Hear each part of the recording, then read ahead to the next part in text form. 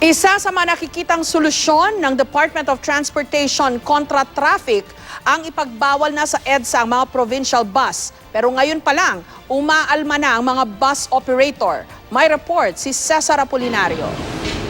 Sa panahon ngayon, sa EDSA na lang daw may forever. Forever traffic. Ang isa raw kasi sa dahilan kaya tila forever ang biyahe sa EDSA ay ang mga provincial bus na nakikipagsiksikan sa mga biyaheng Metro Manila lang. Tuloy, bumper to bumper ang traffic sa mga terminal. Pero mahirapan ako. Mga Pasero talaga dyan. Sa layo. Tapos magpapalipat-lipat sila. Hindi man po nakaka-traffic yung bus eh. Private lang naman po nakaka-traffic eh. Pero kapag natuloy ang plano ng Department of Transportation na ipagbawal na rin sa EDSA ang provincial buses, makakahinga na raw ng maluwag ang mga motorista at mababawasan na ang mga ibabaong sako-sakong pasensya ng mga pasahero. Kapag nangyari yan, malaking kabawasan sa pagsisikip sa EDSA dahil libu-libong provincial bus ang dumaraan dito kada araw. Kung sakali rin, matatanggal din ang aabot sa 41 bus terminal na matatagpuan sa EDSA.